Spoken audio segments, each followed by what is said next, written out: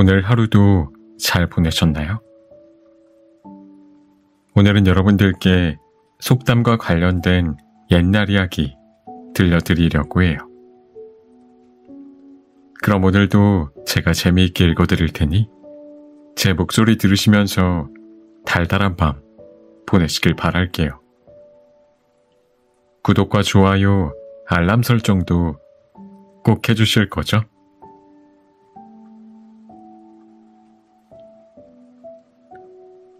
청기와 장수 같다. 어느 마을에 항아리를 만들어 파는 사람이 있었다. 그 당시에는 항아리를 구워 파는 사람들은 신분이 매우 낮아 천민 취급을 받았다. 따라서 생활 역시 넉넉하지 못했다. 나도 돈을 벌어 편안하게 살 날이 올까? 항아리 구워 파는 사람은 아무도 없는 산에 올라가서 신세 타령을 하였다. 항아리를 구우려면 좋은 흙으로 빚어야 하는데 가까운 곳에 좋은 흙은 모두 부자가 차지하고 그 사람은 아무도 가지 않는 높은 산속의 흙을 받아 항아리를 만들어야 했다. 그러니 가난한 집안은 더욱 가난하고 힘이 들었다.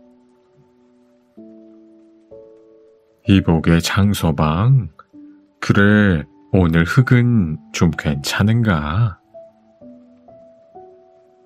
동네 사람들은 놀림 반, 위안 반으로 항아리를 만들어 파는 사람에게 말을 걸곤 했다.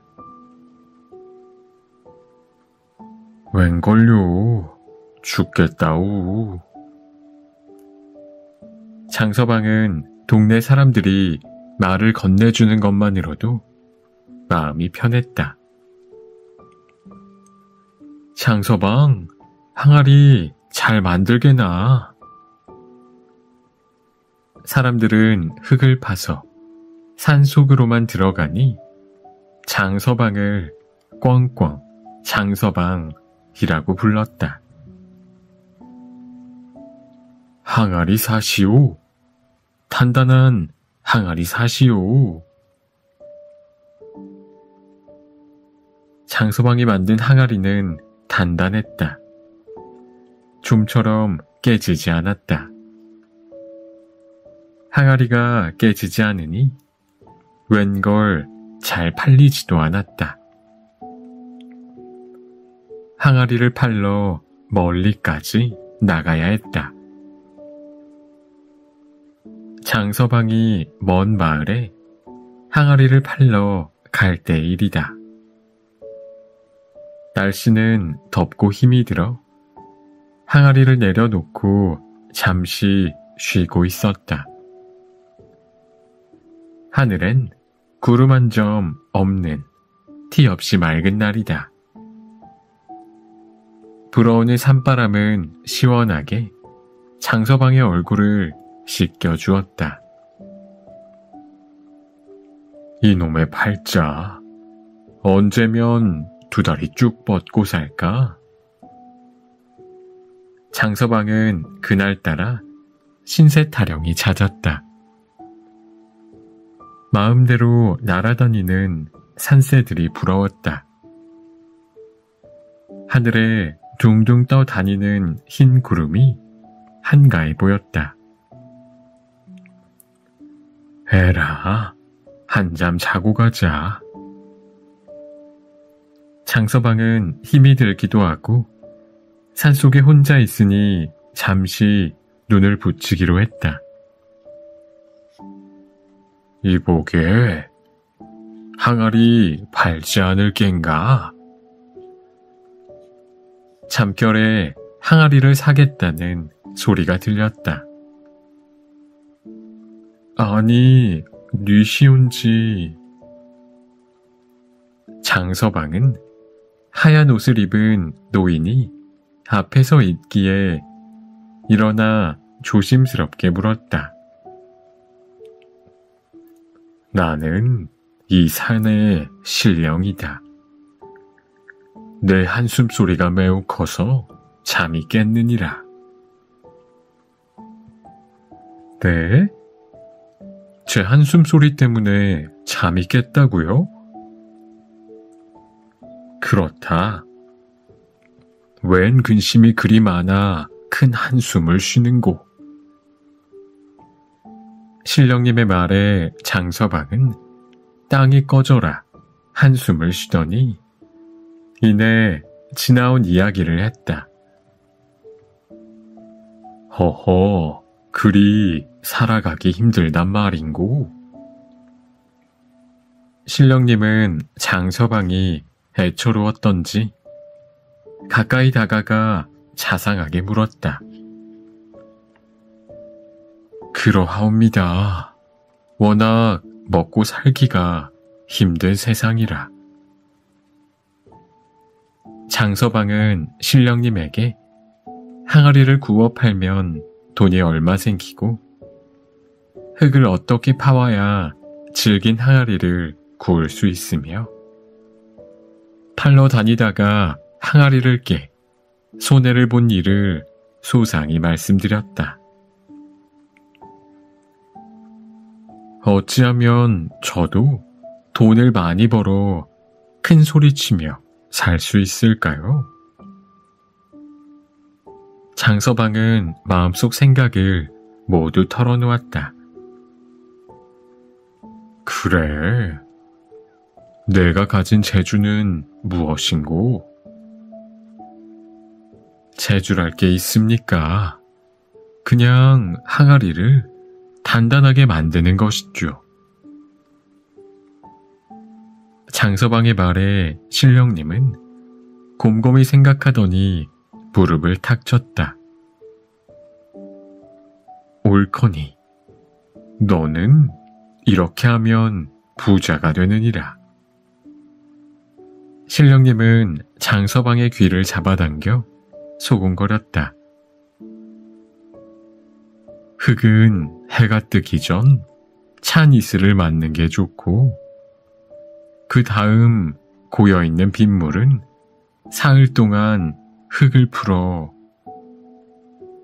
그리고 그 다음 청자빛이 나는 나뭇잎을 잘 다져 색을 내어.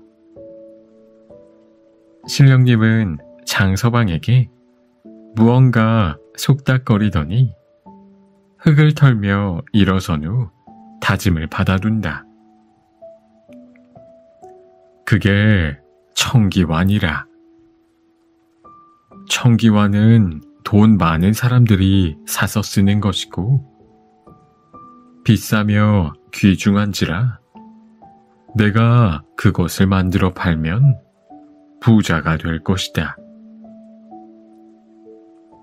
신령님은 이 말을 남기고 훨훨 연기처럼 사라지고 말았다. 신령님, 신령님. 장서방은 손을 내저으며 신령님을 붙잡으려 벌떡 일어서다가 항아리를 깨고 말았다. 에구, 이 아까운 것. 가만, 정녕 꿈만은 아닌데. 장서방은 얼굴을 꼬집어 보았다. 아팠다. 꿈이 아니었다. 아차, 청기화 만드는 방도를 전부 들었어야 했는데. 장서방은 뭔가 아쉬웠다. 청기화를 어떻게 만드는지 끝이 생각나지 않았다. 그날부터 장서방은 청기화 만드는데 정신이 팔렸다. 그 당시 청기화는 고급 집에만 쓰는 귀중한 것이었다. 우리나라에서는 청기화 만드는 기술이 부족하여 중국에서 수입했어야 할 정도였다. 장서방은 오로지 청기화 만드는 데만 매달려 있어서 가난한 집안이 더욱 기울었다. 쌀이 떨어지고 오래고 집이 헐어 비가 샌 지도 오래됐다. 어이구, 이보. 청기화 만든다고 누가 밥을 먹여주오. 당장 항아리나 만들어 팔아오시구려. 쌀 구경한 지가 한 달은 넘었소. 장서방은 아내의 잔소리도 아랑곳하지 않았다. 청기화를 만들고 부셔버리기를 몇 년 동안 계속하였다. 쯧쯧, 돌았군. 송충이는 솔잎을 먹고 살아야지. 그 기술에 청기화를 만들겠다니 원. 동네 사람들은 모두 손가락질을 했다. 이름난 도공들도 감히 만들지 못하는 청기화를 장서방 주제에 만들겠다니. 제 분수를 알아야지. 정신 나간 게야. 그렇지 않고서는 저럴 수가 없네. 밥도 먹지 않고 청기화만 만든다며. 바쁜 일이야. 잠도 안 잔다는구려. 동네 사람들의 흉보는 소리도 장서방의 귀에는 들리지 않았다. 이번이 마지막이다. 신령님이시여, 저에게 힘을 주소서. 장서방은 마지막으로 기도를 한 후 가마 속에 청기화를 넣고 정성을 다해 불을 지폈다. 하하, 오늘이 청기화 나오는 날이구나. 우리 구경 가세나. 동네 사람들은 좋은 구경거리를 만난 듯 장서방의 가마로 모여들었다. 자, 얼른 꺼내보게나. 청기화가 나올지 누가 아는가? 사람들은 우르르 모여들었다. 장서방은 기도하는 마음으로 가마 속에 들어갔다. 됐어. 청기화가 됐어. 가마 속에서 큰 소리가 들렸다. 뭐라고? 청기화가 됐다고? 사람들은 깜짝 놀랐다. 장서방이 가지고 나온 건 진짜 청기화였다. 청롱한 빛이 감도는 질 좋은 청기화가 되어 있었다. 야, 진짜다. 진짜 청기화를 만들어냈어. 사람들은 너무 놀라 입을 다물 수가 없었다. 자네 이제부터 떼부자야. 암 그렇고 말고. 고생했네. 난 자네가 청기화를 만들 줄 알았지. 나도 자네를 믿었어. 장아이. 지금까지 청기화 굽는 걸 나무라고 놀리던 사람들이 갑자기 변했다. 돈을 많이 벌게 된 장서방은 나무랄 사람은 아무도 없었다. 모두가 부러운 듯 장서방 주위에 몰려들었다. 장서방이 청기화를 만들었다는 소문이 퍼졌다. 장서방이 만든 청기화가 질이 좋다는 소문에 너도 나도 사려고 모여들었다. 장서방은 이제 부자가 되었다. 장서방의 청기화를 사려면 몇 달을 기다려야 할 만큼 주문이 밀렸다. 제발 저를 제자로 받아들여 주십시오. 저는 스승님 밑에서 죽을 때까지 있겠습니다. 뭐든지 일을 시켜주십시오. 저를 거두어 심부름이라도 시켜주십시오. 장서방네 집에는 제자가 되어 청기화 만드는 기술을 배우려는 사람들이 넘쳐났다. 그러나 장서방은 꿈쩍도 하지 않았다. 청기화 만드는 기술을 아무에게도 가르쳐 주려 하지 않았다. 여보, 이제는 아들에게 기술을 가르쳐 주시지요. 아내가 아들에게 청기화 만드는 기술을 가르쳐 주라는 말도 듣지 않았다. 아버님, 이제 아버님은 늙었습니다. 이제는 제가 청기화를 만들겠습니다. 아들이 요청해도 장서방은 아무런 대꾸를 하지 않았다.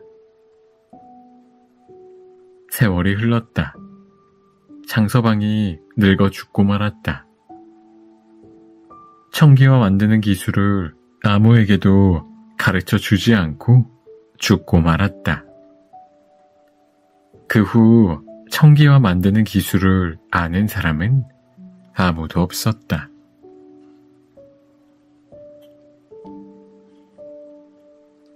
귀신이 곡할 노릇. 어느 산골에 부부가 살았다. 노부부는 매우 다정했다.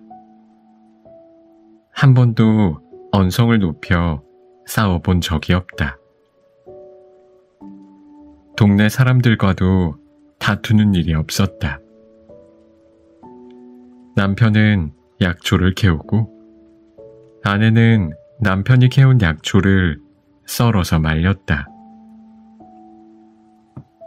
자네는 복도 좋으니 좋은 부인을 두었으니. 동네 사람들은 모두 부러워하였다. 그러나 마냥 행복해 보이는 노부부에게도 걱정이 하나 있었다. 자식이 없는 것이었다. 정성을 다하면 좋은 소식이 있지 않을까 그렇게 생각하오. 남편은 아내를 위로하였다. 삼신할망에게 정성을 다해 빌어볼까 합니다. 부인은 그날부터 삼신할망을 찾아갔다. 매일 정성을 다해 기도를 드렸고 부인의 기도는 그칠 줄 몰랐다. 비가 오나 눈이 오나 바람이 부나 언제나 기도를 드렸다. 어느 날 아내가 높은 산에 올라가 기도를 드리고 있었다. 산에 올라가니 좀 피곤하기도 했고 졸려서 잠이 들고 말았다. 그때였다. 한 노인이 나타났다. 바로 산신령이었다. 너의 정성이 기특하도다. 내 소원을 들어주리라. 산신령은 아내에게 일러주었다. 산을 내려가다 보면 큰 소나무가 있을 것이다. 그 소나무 뒤로 한 발을 재어 그 뒤로 10발자국 가까이 가면 무슨 약초가 있을 것이다. 그걸 캐서 다려 먹도록 하라. 산신령의 말에 부인은 잠에서 깨어났다. 너무 생생한 산신령의 말에 힘을 내고 산을 내려갔다. 가다 보니 아니나 다를까 큰 소나무가 있었다. 부인은 산신령이 가르쳐준 대로 한 발을 재고 10발자국을 걸었다. 이건 산삼이 아닌가? 부인의 눈앞에 산삼이 나타났다. 부인은 얼른 산삼을 캐고 산에서 내려왔다. 여보, 내가 꿈을 꾸었는데 산신령이 나타나 이걸 주었다오. 그거 참 신기하구려. 어떻든 다려 먹어봅시다. 아내는 산삼을 다려 먹었다. 그로부터 며칠이 지나 태기가 있었고 10달이 되어 아기가 태어났다. 정말 축하하네. 아들일세. 동네 사람들의 축하 속에 아들은 무럭무럭 자랐다. 그런데 문제가 있었다. 귀한 아들이 글 공부를 하려 하지 않았다. 매일 놀러만 다니고 활쏘기나 하며 사냥만 다녔다. 아들이 20살이 되었을 때의 일이다. 아버님, 과거를 보러 갈까 합니다. 뭐라고? 내 솜씨에 과거를 보러 가? 네, 묵과에 급제하여 장군이 될까 합니다. 아들은 아버지가 말려도 막무가내로 과거를 보기 위해 떠났다. 집을 나선 아들은 한참을 가다 날이 어두워지자 잠잘 곳을 찾았다. 옳지, 저기 불빛이 보이는구나. 마침 휘황찬란한 불빛이 보이는 곳으로 발길을 돌렸다. 과거를 보러 가는 중이요. 하룻밤 신세질까 하오만. 그 집에는 혼이 날 만큼 나이가 찬 딸이 있었다. 처녀 아버지는 밤에 찾아든 나그네가 마음에 들었다. 그래서 저녁을 후하게 차려주고 딸에게 물을 떠다 주게 하였다. 그래, 방의 총각은 어떻더냐? 마음에 드느냐? 아이, 아버님도. 허허, 마음에 드는 모양이구나. 그 집 아버지는 다시 물을 떠서 그 청년에게로 갈아일렀다. 처녀는 물을 가지고 갔다. 여기 물을 떠왔사옵니다. 처녀의 말에 청년은 아무 대꾸도 하지 않았다. 여기 물을 떠왔사옵니다. 처녀가 다시 방을 열어도 청년은 아무 말도 하지 않았다. 다음날 청년은 아침 일찍 일어나 길을 떠날 차비를 하였다. 방문을 열고 나오다 깜짝 놀랐다. 그 집 딸이 방 앞에 목을 메고 죽어 있었다. 자신을 받아주지 않자 자살한 것이다. 청년은 급히 그 집을 나와서 과거장에 도착했다. 과거장에는 여러 사람들이 나와 있었다. 시험은 화살 5발을 쏘는 것이었다. 청년은 화살 시위를 당겨 힘껏 활을 쏘았다. 1발, 2발, 3발은 명중하였다. 그러나 4발, 5발째는 갑자기 부은 바람 때문에 명중하지 못했다. 청년은 과거에 떨어졌다. 청년은 고향에 돌아왔다. 3년 후 다시 과거에 응시했다. 그런데 이번에도 3발은 명중하고 나머지는 빗나갔다. 지난번과 똑같은 상황이 벌어졌다. 청년은 이상해서 점쟁이에게 물었다. 귀신이 회방을 놓은 것이다. 그러니 청년은 3년을 더 기다려 다시 과거를 보게 되었다. 3발은 명중하였다. 그러나 나머지 2발은 쏘지 않았다. 어찌 활을 쏘지 않는고? 시험 감독관이 이상하게 생각하여 청년을 불렀다. 청년은 지금까지 있었던 일을 이야기했다.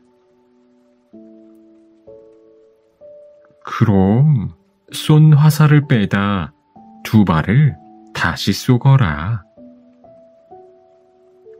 시험 감독관의 배려에 청년은 다시 화살을 쏘았다.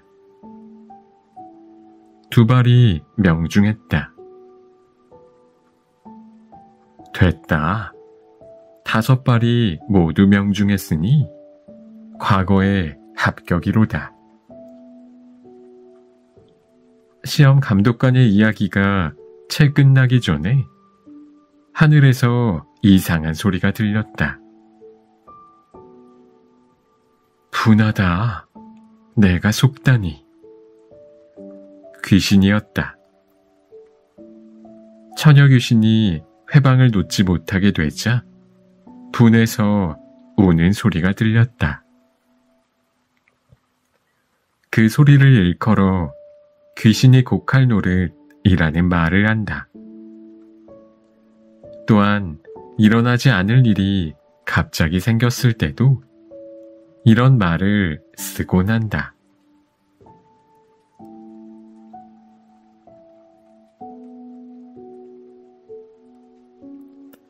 호랑이도 제 새끼 귀여워할 줄 안다.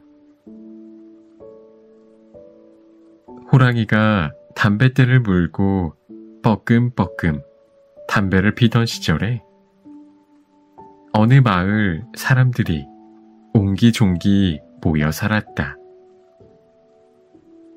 가난했지만 마음이 넉넉하고 착하게 사는 사람들이었다. 하루는 아낙네들이 산속에 나무를 캐러 갔다. 먹을 것이 없어 어려운 때인지라 산속에 들어가 나무를 캐던 일은 종종 있었다. 아이고, 길을 분간할 수가 없으니. 한 아낙네가 길을 잃어버렸다. 눈 감고도 다녔던 길인데 그날따라 생전 처음 보는 길처럼 낯설었다. 아낙네는 갑자기 무서운 생각이 들었다. 으스스하고 머리끝이 쭈뼛하니 추웠다. 스치는 바람 소리도 무섭게 들렸다. 으히히히. 이상한 소리는 계속 따라왔다. 아낙은 제정신이 아니었다. 죽으림을 다해 도망치다 조그만 동굴 하나를 발견하였다. 아낙은 그 굴이 어떤 굴인지 살펴볼 겨를도 없이 무작정 들어갔다. 휴. 겨우 진정하고 뒤를 돌아보니 다행히 쫓아오는 것은 없었다. 거두구요. 사람 소리였다. 안악은 깜짝 놀랐지만 어디서 많이 듣던 목소리라 주위를 살펴보았다. 아니, 형님이 여긴 어쩐 일이유? 같은 마을에 사는 이웃 안악이었다. 나무를 캐러 같이 갔던 이웃 안악도 이상한 울음소리에 놀라 도망친다는 게 같은 동굴로 오게 되었다. 휴, 말도 마. 어찌나 무서웠던지. 두 안악은 방금 겪은 일을 이야기했다. 매일 다니던 길인데 오늘따라 이상하게도 영 딴 길이란 말이야. 그러게 말입니다. 춥기도 하고 정말 무섭기도 하고 이상한 게 한두 가지가 아닙니다. 두 안악은 살았다는 안도의 한숨을 쉬다 이상한 것이 꼼지락거리며 다가오는 것을 발견하였다. 이건? 새끼 호랑이였다. 새끼 호랑이 한 마리가 엉금엉금 기어오더니 안악의 무릎 위로 올라오는 게 아닌가? 안악은 지금까지의 무서움이 사라지고 새끼 호랑이를 안았다. 새끼 호랑이는 너무나 귀여웠다. 안악은 새끼 호랑이 머리를 쓰다듬어 주기도 하고 입맞춤도 하며 귀여워해 주었다. 이런 바보 같으니 그까짓 호랑이 새끼가 뭐가 좋다고. 아니, 요 코 좀 봐요. 수염이 벌써 자랐네요. 그까짓 놈은 쓸모가 없어. 아니, 우리 집에 가져가 키워서 집이나 지키게 해야지 원. 그럼 어미와 따로 떨어지게 되지 않나요? 불쌍해서 어쩌죠. 집어치우게. 아니, 우린 큰일 났다. 여긴... 아이쿠, 그러고 보니 호랑이 굴이네요. 어서 여길 빠져나가야지. 그러세, 어서. 두 안악이 호랑이 굴을 나오자마자 호랑이가 나타났다. 어흥. 두 안악은 들고 있던 호미를 내동댕이 치고 죽을 힘을 다해 도망쳐서 마을로 내려왔다. 살았구먼. 얼마나 놀랐는지. 동네 사람들은 안악을 반갑게 맞았다. 나무를 캐러 같이 갔던 안악네들은 모두 마을로 내려왔는데 두 안악만 보이지 않자 막 찾으러 가려던 참이었다. 휴, 말도 말아요. 귀신이 쫓아오질 않나? 호랑이가 나타나질 않나? 안악은 가쁜 숨을 몰아치며 지금까지 있었던 일을 모두 다 이야기했다. 그런데 그렇게 새끼 호랑이가 귀여울 수가 없어요. 안악은 못내 아쉬웠는지 새끼 호랑이 얘기를 꺼냈다. 그럼 자네 형님은 어디로 갔나? 알고 보니 지금 내려온 안악은 혼자뿐이었다. 아니, 함께 내려왔는데 어디 갔나? 그때서야 안악은 정신을 차리고 호랑이 굴 속에 같이 있었던 형님을 찾았다. 뭐야 이건?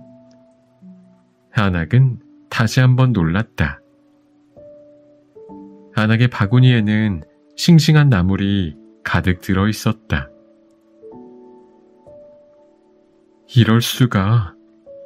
바구니는 귀신 소리에 놀라 던져버렸고 호미는 호랑이 소리에 어디엔가 버렸는데 그리고 나무를 하나도 캐보지 않았는데 마을 사람들도 신기했다. 던져버린 바구니에 나물이 가득 들어있다는 게 믿어지지 않았다. 아니, 형님. 마을 사람들과 바구니를 보고 있을 때 죽을 상으로 나타난 안악은 얼굴이 말이 아니었다. 긁히고 찢기고 피투성이었다. 그랬다. 호랑이 굴에서 새끼 호랑이를 예쁘고 귀엽다며 머리를 쓰다듬었던 안악은 멀쩡했고 호랑이 새끼를 잡아다 가두어 버리겠다던 안악은 호랑이에게 물려 죽을 고생을 했다. 그건 호랑이가 사람들의 이야기를 엿들어서 제 새끼가 귀엽다고 한 안악은 도와주고 밉고 부려먹겠다는 안악은 혼을 냈다는 말이었다. 물론 그 안악의 바구니와 호미는 없었다. 호랑이도 역시 자기 새끼 보고 귀엽다고 해주는 것을 알았던 모양이다.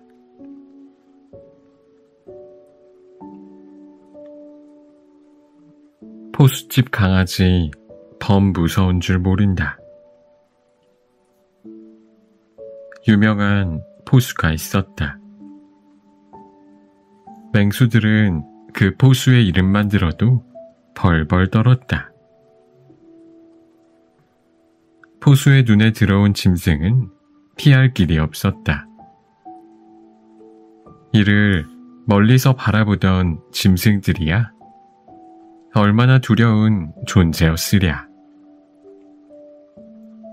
그 포수네 집에 새끼를 벤 개가 한 마리 있었다. 그 개는 포수가 사냥해온 짐승 가운데 제일 맛 좋은 부위를 골라 먹는 팔자 좋은 개였다. 그 개가 새끼를 낳았다. 강아지는 태어나면서 포수가 호랑이며 곰이며 사나운 짐승을 시군죽 먹기로 잡는 것을 보았다. 아무리 사나운 짐승도 포수 앞에서는 꼼짝 못했다. 강아지는 죽은 척 있는 짐승의 꼬리를 잡아당기기도 하고 귀를 물어뜯기도 하였다. 그러나 짐승은 강아지를 쳐다보지도 못하고 숨을 죽였다. 강아지는 그게 재미있었다. 매일 그런 일이 벌어지니 강아지는 겁이라곤 하나도 없게 되었다. 모든 게 자기 세상 같았고 사나운 짐승도 별것이 아니란 생각을 했다. 포수와 함께 산에 갈 때면 더욱 신이 났다. 강아지는 자기가 용감해서 그런 줄 착각했다. 절로 신이 나 막무가내로 날뛰었다. 다른 강아지들이 호랑이 소리만 들어도 무서워 벌벌 떠는 꼴을 보며 비웃었다. 히히, 내가 누군지를 알아? 그 유명하신 포수님의 귀여운 강아지가 아닌가? 그러니 이 세상 무서울 게 어디 있겠는가? 이렇게 생각한 포수집 강아지는 자신의 존재를 과시하고 싶었다. 하루는 강아지가 동네 강아지와 함께 숲속에서 재미있게 놀았다. 그때였다. 어흥! 호랑이 소리였다. 호랑이 소리에 숲속은 난장판이 되었다. 강아지들은 걸음아 날 살려라 하고 도망쳐 숨어버렸다.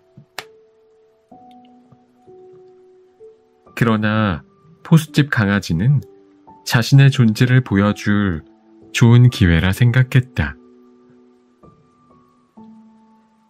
포수집 강아지는 호랑이가 나타나기를 기다렸다. 이윽고 호랑이가 나타났다. 호랑이는 어흥 하고 소리쳤다. 호랑이의 큰 소리에 포수집 개들은 그만 정신이 나가 멍하니 서 있기만 했다. 얼마나 큰 소리였던지 눈앞이 캄캄해지고 숨도 쉬지 못했다. 그러나 주먹만한 강아지가 촐랑대는 꼴이 너무나 우습고 가소로웠다. 호랑이는 어이가 없었다. 이놈아, 썩 꺼지거라. 세상에 한 입에도 부족한 조그만 게. 오늘은 그냥 용서해 줄 테니 조용히 집에 가 엄마 젖이나 먹거라. 호랑이는 가소롭다는 듯이 웃으면서 포수집 강아지를 뒤로하며 유유히 숲속으로 사라졌다. 히히, 그것 봐. 내가 얼마나 무서웠으면 저리 꽁무니를 뺄까? 포수집 강아지는 우쭐거렸다. 숲속에서 숨을 죽이고 바라보던 동네 강아지들은 한숨을 돌리며 뛰쳐나왔다. 히히, 어때? 봤지? 내가 호랑이를 물리쳤다니까. 포수집 강아지는 기고만장했다. 호랑이가 자기가 두려워 도망쳤다고 자랑했다. 어느 날 포수집 강아지는 자기를 따르는 몇몇 친구들을 데리고 호랑이를 찾아 떠났다. 며칠이 지났다.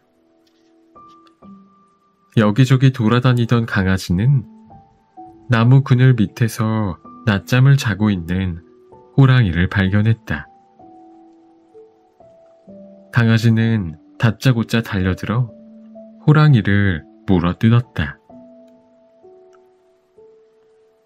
곤히 잠들었던 호랑이가 잠을 깨고 바라보니 지난번에 버릇이 없던 그 강아지였다. 호랑이는 기가 막혔다. 이놈, 썩 물러가거라. 그렇지 않으면 혼나리라. 호랑이는 아무 일도 아닌 듯 그냥 다시 잠을 자며 코를 드르렁거렸다. 아니, 이놈이 그래도? 호랑이는 두 눈을 부릅떴다. 포수집 강아지는 큰 소리쳤다. 내가 누군지 아느냐? 나는 저 아랫마을 그 유명하신 포수님 댁 강아지니라. 강아지는 달려들어 호랑이의 코를 덥석 물었다. 호랑이는 더 이상 참을 수가 없었다. 화가 나서 한 입에 포수집 강아지를 삼켜버리고 말았다.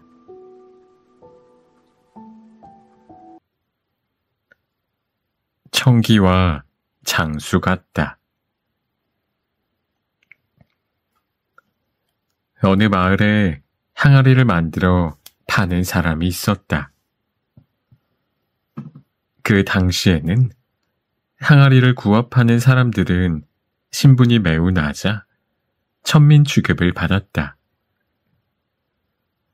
따라서 생활 역시 넉넉하지 못했다.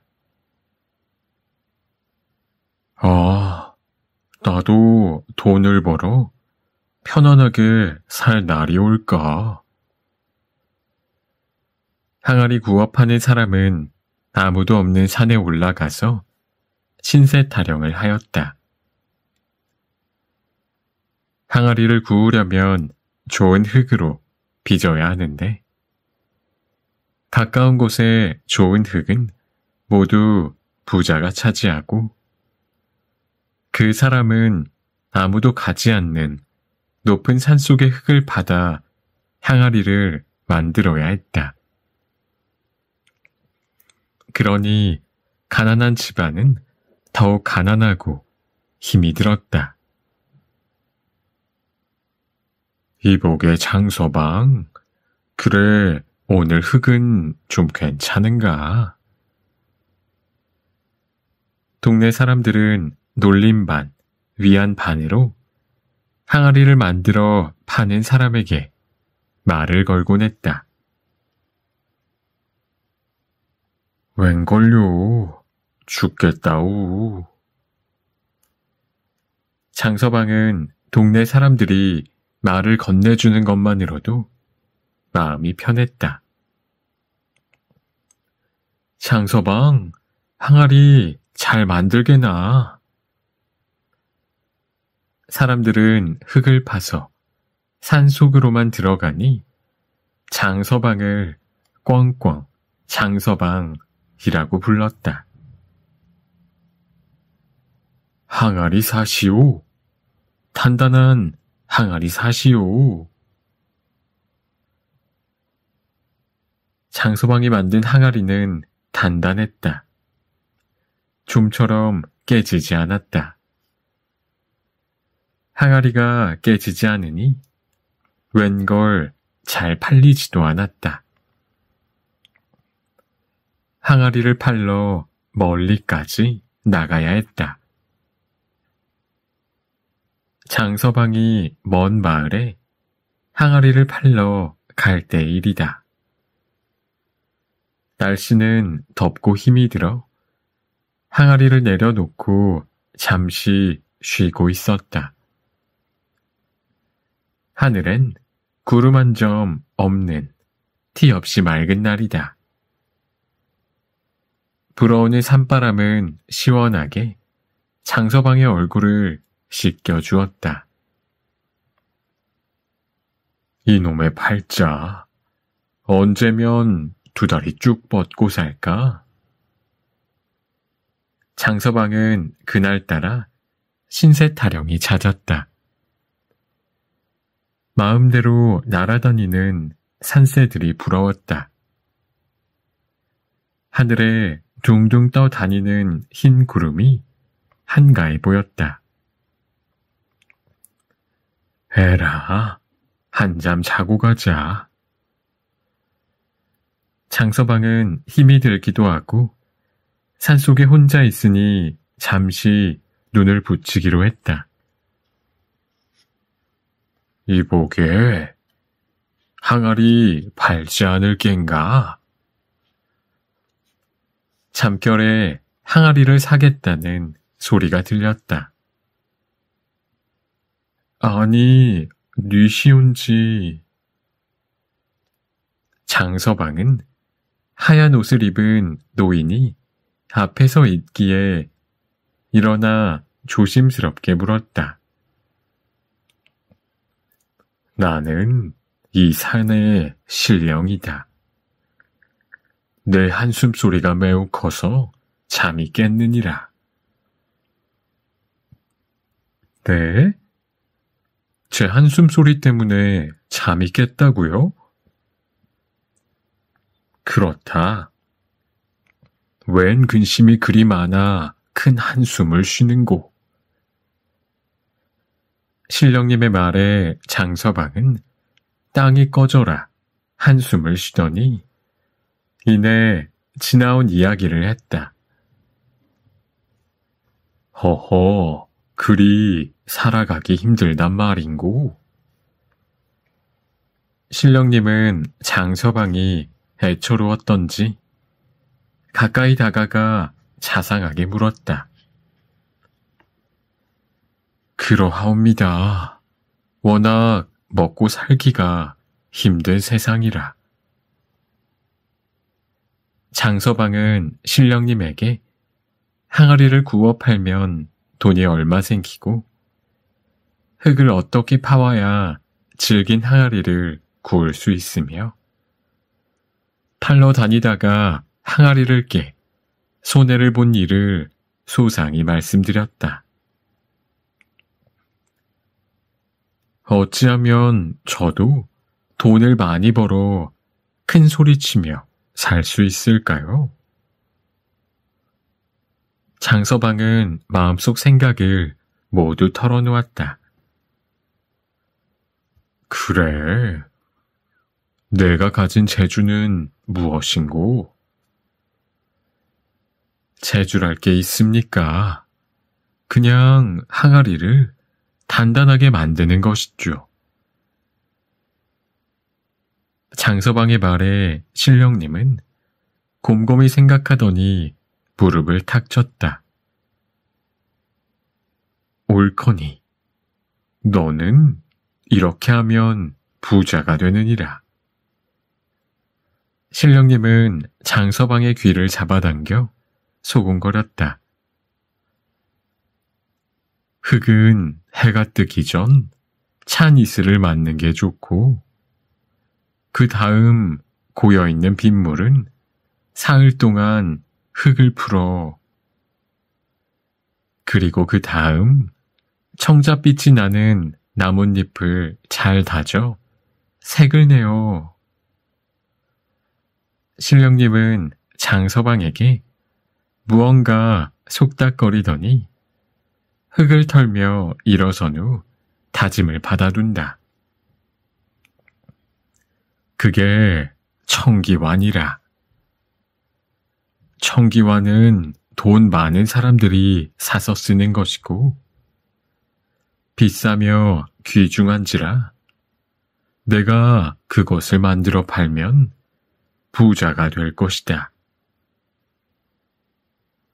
신령님은 이 말을 남기고 훨훨 연기처럼 사라지고 말았다.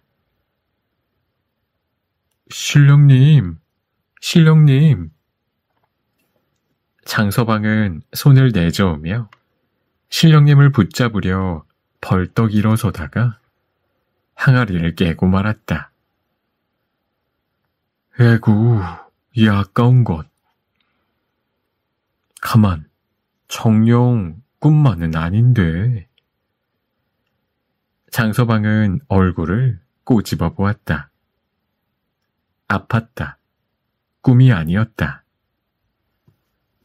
아차, 청기와 만드는 방도를 전부 들었어야 했는데.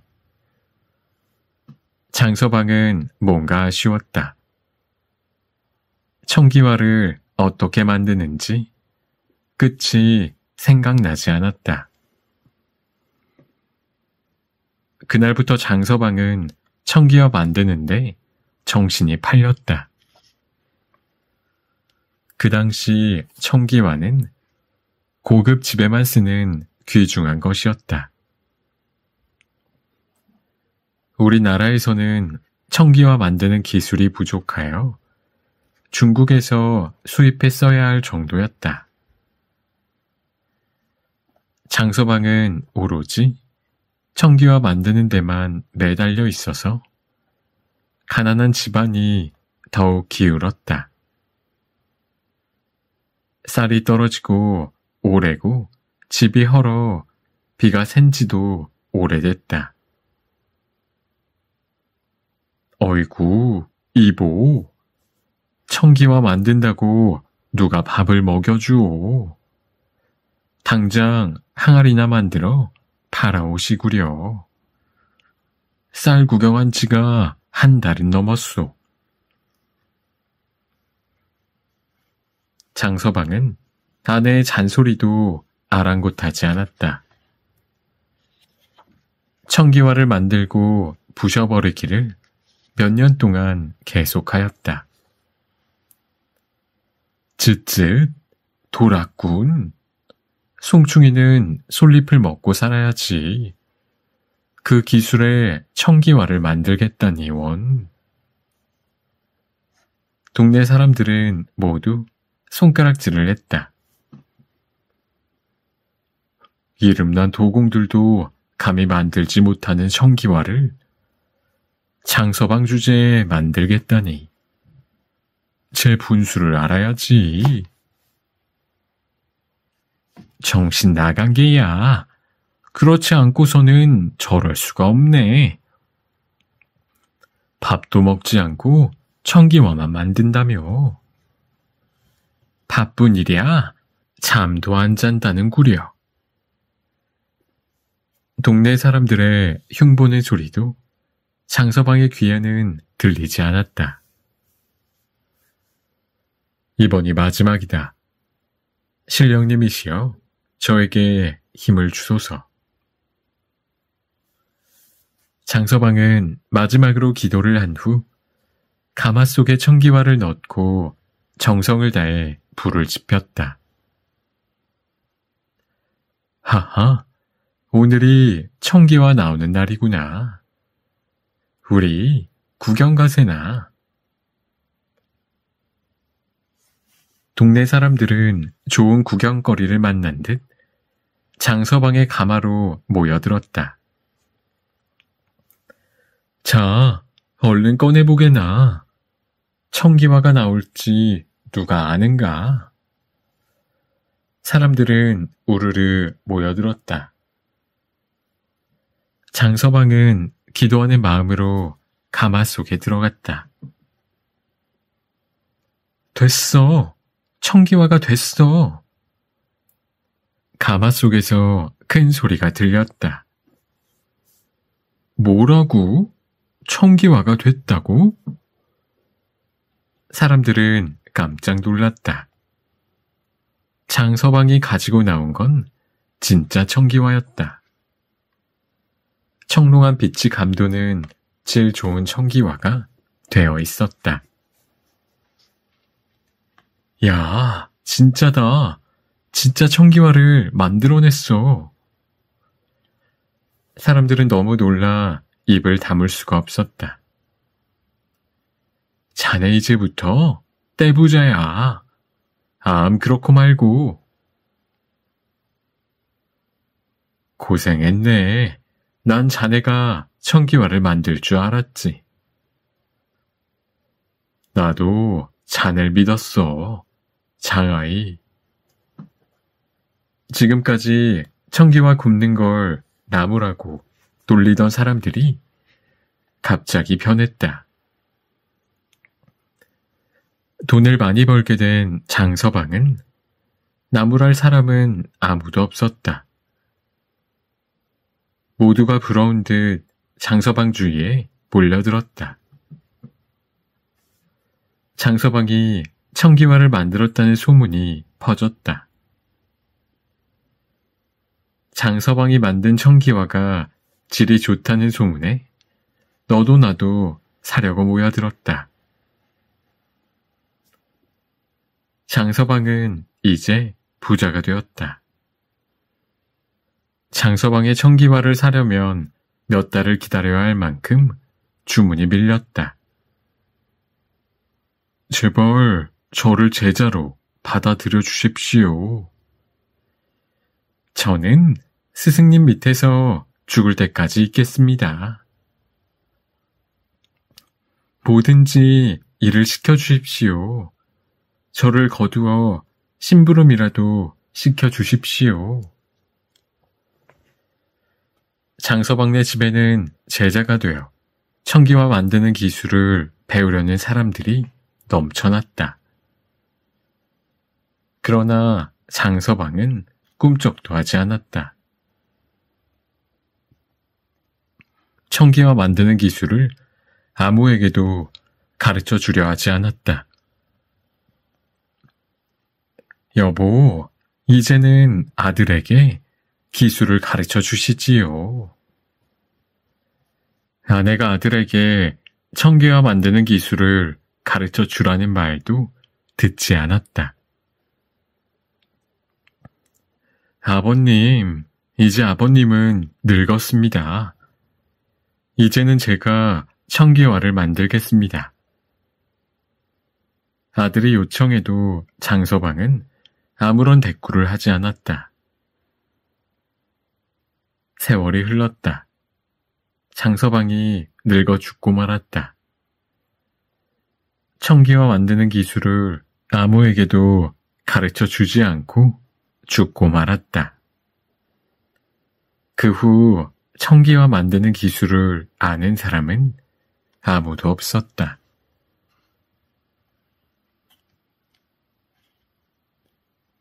귀신이 곡할 노릇.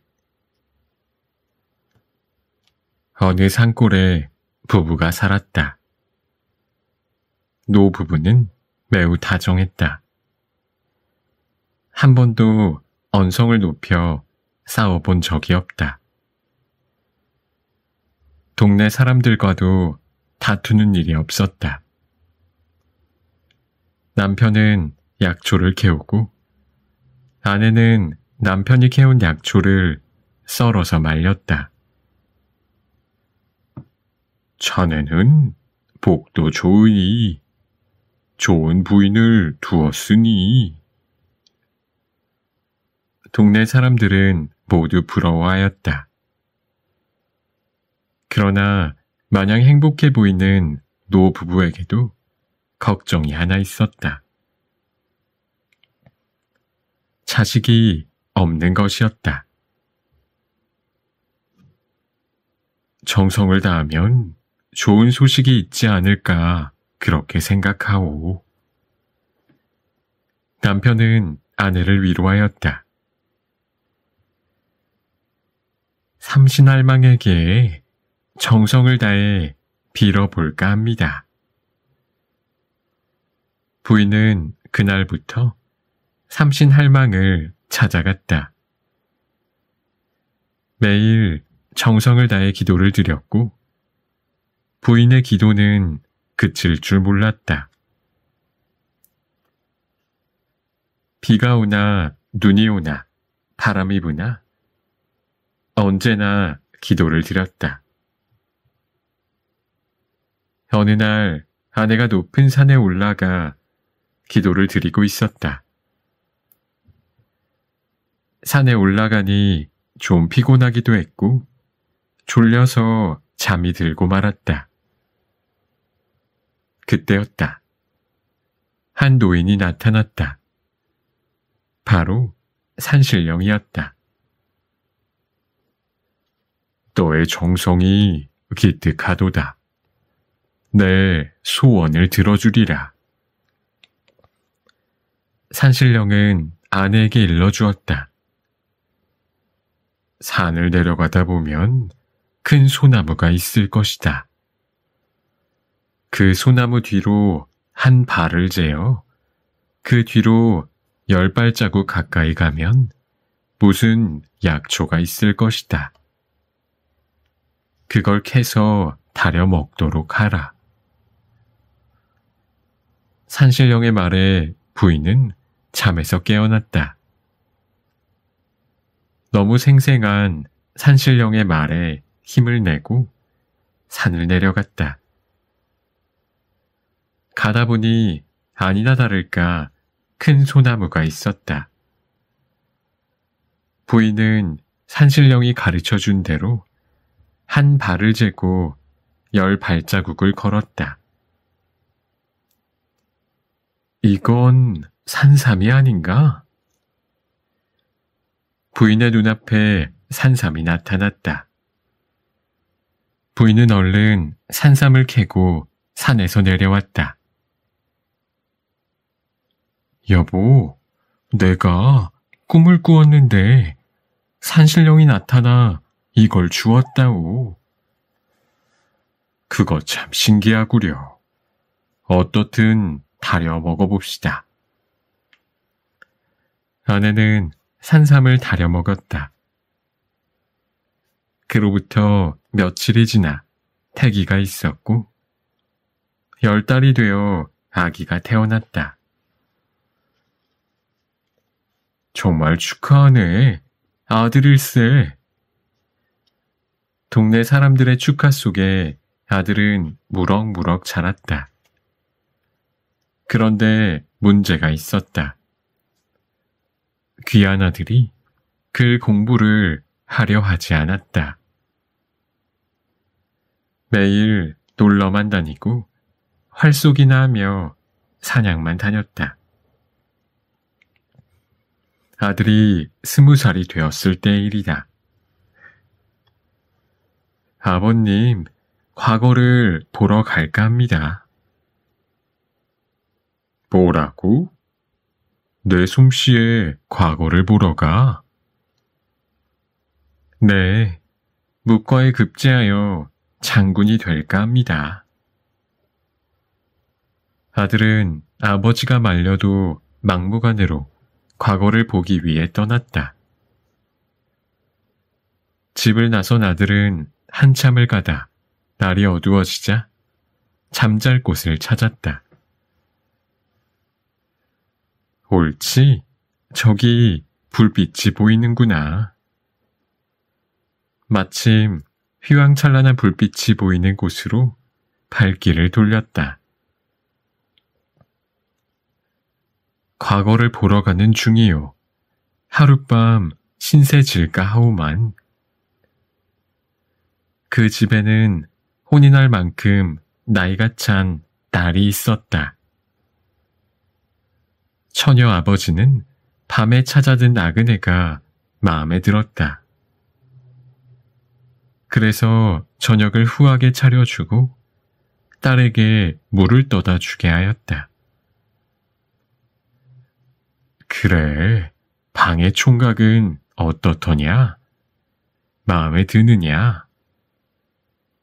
아이, 아버님도. 허허, 마음에 드는 모양이구나. 그 집 아버지는 다시 물을 떠서 그 청년에게로 갈아일렀다. 처녀는 물을 가지고 갔다.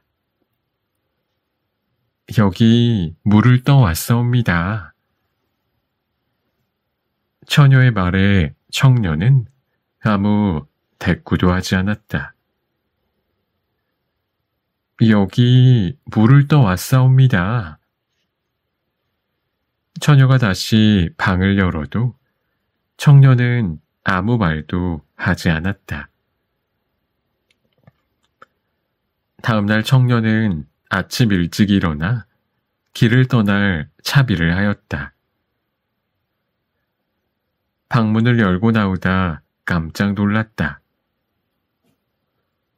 그 집 딸이 방 앞에 목을 메고 죽어 있었다. 자신을 받아주지 않자 자살한 것이다. 청년은 급히 그 집을 나와서 과거장에 도착했다.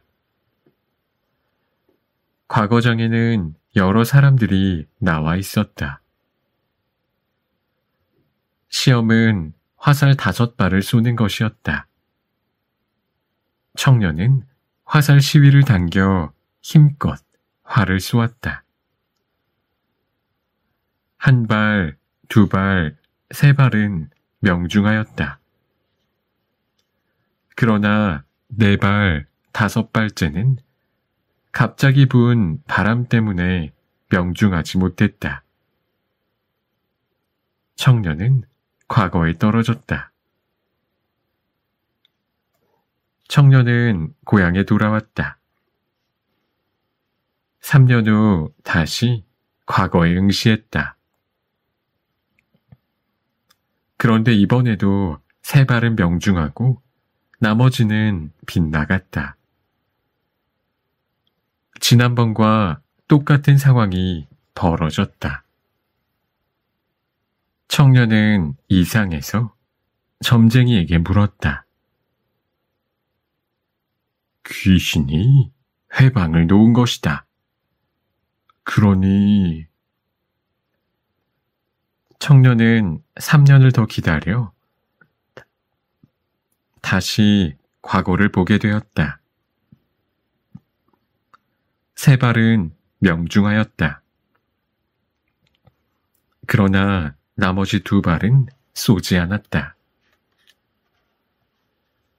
어찌 활을 쏘지 않는고? 시험 감독관이 이상하게 생각하여 청년을 불렀다. 청년은 지금까지 있었던 일을 이야기했다. 그럼 쏜 화살을 빼다 두 발을 다시 쏘거라. 시험 감독관의 배려에 청년은 다시 화살을 쏘았다. 두 발이 명중했다. 됐다. 5발이 모두 명중했으니 과거의 합격이로다. 시험 감독관의 이야기가 채 끝나기 전에 하늘에서 이상한 소리가 들렸다. 분하다. 내가 속다니. 귀신이었다. 처녀 귀신이 회방을 놓지 못하게 되자 분해서 우는 소리가 들렸다. 그 소리를 일컬어 귀신이 곡할 노릇이라는 말을 한다. 또한 일어나지 않을 일이 갑자기 생겼을 때도 이런 말을 쓰곤 한다.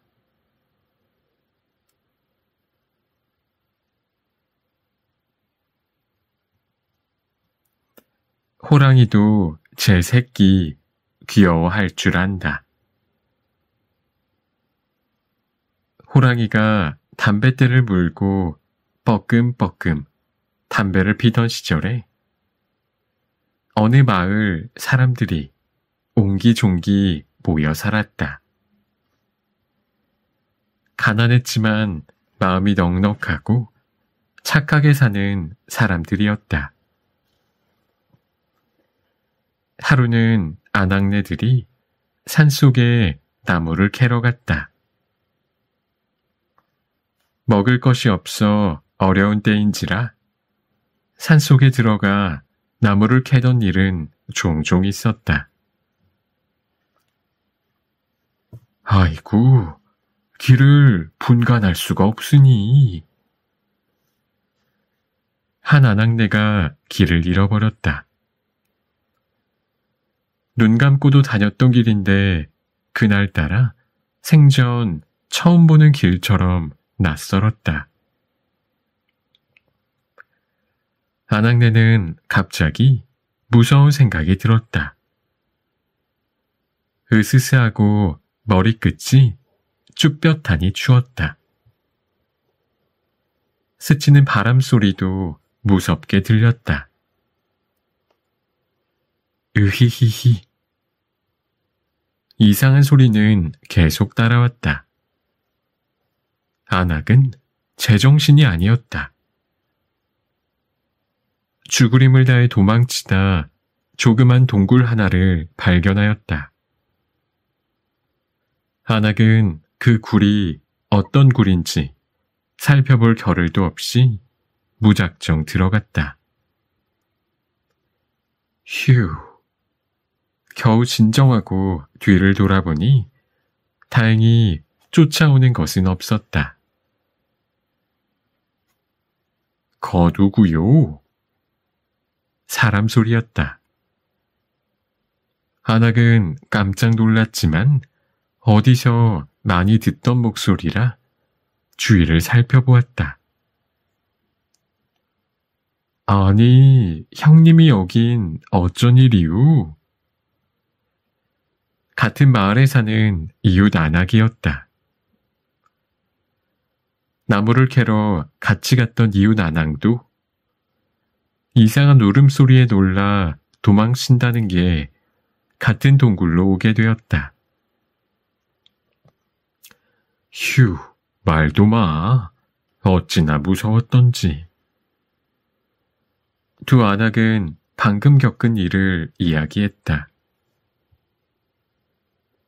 매일 다니던 길인데 오늘따라 이상하게도 영 딴 길이란 말이야. 그러게 말입니다. 춥기도 하고, 정말 무섭기도 하고, 이상한 게 한두 가지가 아닙니다. 두 안악은 살았다는 안도의 한숨을 쉬다 이상한 것이 꼼지락거리며 다가오는 것을 발견하였다. 이건? 새끼 호랑이였다. 새끼 호랑이 한 마리가 엉금엉금 기어오더니 안악의 무릎 위로 올라오는 게 아닌가? 안악은 지금까지의 무서움이 사라지고 새끼 호랑이를 안았다. 새끼 호랑이는 너무나 귀여웠다. 안악은 새끼 호랑이 머리를 쓰다듬어 주기도 하고 입맞춤도 하며 귀여워해 주었다. 이런 바보 같으니 그까짓 호랑이 새끼가 뭐가 좋다고. 아니, 요 코 좀 봐요. 수염이 벌써 자랐네요. 그까짓 놈은 쓸모가 없어. 아니, 우리 집에 가져가 키워서 집이나 지키게 해야지 원. 그럼 어미와 따로 떨어지게 되지 않나요? 불쌍해서 어쩌죠. 집어치우게. 아니, 우린 큰일 났다. 여긴... 아이고, 그러고 보니 호랑이 굴이네요. 어서 여길 빠져나가야지. 그러세, 어서. 두 안악이 호랑이 굴을 나오자마자 호랑이가 나타났다. 어흥. 두 안악은 들고 있던 호미를 내동댕이 치고 죽을 힘을 다해 도망쳐서 마을로 내려왔다. 살았구먼. 얼마나 놀랐는지. 동네 사람들은 안악을 반갑게 맞았다. 나무를 캐러 같이 갔던 안악네들은 모두 마을로 내려왔는데 두 안악만 보이지 않자 막 찾으러 가려던 참이었다. 휴, 말도 말아요. 귀신이 쫓아오질 않나? 호랑이가 나타나질 않나? 안악은 가쁜 숨을 몰아치며 지금까지 있었던 일을 모두 다 이야기했다. 그런데 그렇게 새끼 호랑이가 귀여울 수가 없어요. 안악은 못내 아쉬웠는지 새끼 호랑이 얘기를 꺼냈다. 그럼 자네 형님은 어디로 갔나? 알고 보니 지금 내려온 안악은 혼자뿐이었다. 아니, 함께 내려왔는데 어디 갔나? 그때서야 안악은 정신을 차리고 호랑이 굴 속에 같이 있었던 형님을 찾았다. 뭐야 이건? 안악은 다시 한번 놀랐다. 안악의 바구니에는 싱싱한 나물이 가득 들어 있었다. 이럴 수가. 바구니는 귀신 소리에 놀라 던져버렸고, 호미는 호랑이 소리에 어디엔가 버렸는데, 그리고 나무를 하나도 캐보지 않았는데, 마을 사람들도 신기했다. 던져버린 바구니에 나물이 가득 들어 있다는 게 믿어지지 않았다. 아니, 형님. 마을 사람들과 바구니를 보고 있을 때 죽을 상으로 나타난 안악은 얼굴이 말이 아니었다. 긁히고 찢기고 피투성이었다. 그랬다. 호랑이 굴에서 새끼 호랑이를 예쁘고 귀엽다며 머리를 쓰다듬었던 안악은 멀쩡했고, 호랑이 새끼를 잡아다 가두어 버리겠다던 안악은 호랑이에게 물려 죽을 고생을 했다. 그건 호랑이가 사람들의 이야기를 엿들어서 제 새끼가 귀엽다고 한 안악은 도와주고, 밉고 부려먹겠다는 안악은 혼을 냈다는 말이었다. 물론 그 안악의 바구니와 호미는 없었다. 호랑이도 역시 자기 새끼 보고 귀엽다고 해주는 것을 알았던 모양이다.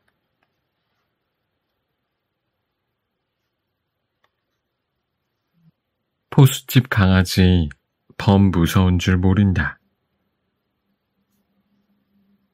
유명한 포수가 있었다. 맹수들은 그 포수의 이름만 들어도 벌벌 떨었다. 포수의 눈에 들어온 짐승은 피할 길이 없었다. 이를 멀리서 바라보던 짐승들이야 얼마나 두려운 존재였으랴. 그 포수네 집에 새끼를 벤 개가 한 마리 있었다. 그 개는 포수가 사냥해온 짐승 가운데 제일 맛 좋은 부위를 골라 먹는 팔자 좋은 개였다. 그 개가 새끼를 낳았다. 강아지는 태어나면서 포수가 호랑이며 곰이며 사나운 짐승을 시군죽 먹기로 잡는 것을 보았다. 아무리 사나운 짐승도 포수 앞에서는 꼼짝 못했다. 강아지는 죽은 척 있는 짐승의 꼬리를 잡아당기기도 하고 귀를 물어뜯기도 하였다. 그러나 짐승은 강아지를 쳐다보지도 못하고 숨을 죽였다. 강아지는 그게 재미있었다.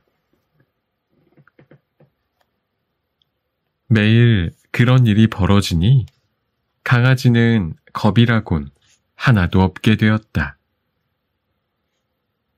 모든 게 자기 세상 같았고 사나운 짐승도 별것이 아니란 생각을 했다. 포수와 함께 산에 갈 때면 더욱 신이 났다. 강아지는 자기가 용감해서 그런 줄 착각했다. 절로 신이 나 막무가내로 날뛰었다. 다른 강아지들이 호랑이 소리만 들어도 무서워 벌벌 떠는 꼴을 보며 비웃었다. 히히, 내가 누군지를 알아? 그 유명하신 포수님의 귀여운 강아지가 아닌가? 그러니 이 세상 무서울 게 어디 있겠는가? 이렇게 생각한 포수집 강아지는 자신의 존재를 과시하고 싶었다. 하루는 강아지가 동네 강아지와 함께 숲속에서 재미있게 놀았다. 그때였다. 어흥! 호랑이 소리였다. 호랑이 소리에 숲속은 난장판이 되었다. 강아지들은 걸음아 날 살려라 하고 도망쳐 숨어버렸다. 그러나 포수집 강아지는 자신의 존재를 보여줄 좋은 기회라 생각했다. 포수집 강아지는 호랑이가 나타나기를 기다렸다. 이윽고 호랑이가 나타났다. 호랑이는 어흥 하고 소리쳤다.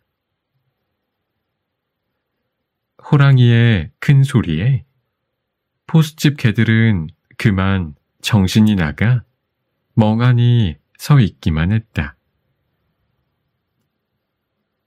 얼마나 큰 소리였던지 눈앞이 캄캄해지고 숨도 쉬지 못했다. 그러나 주먹만한 강아지가 촐랑대는 꼴이 너무나 우습고 가소로웠다. 호랑이는 어이가 없었다.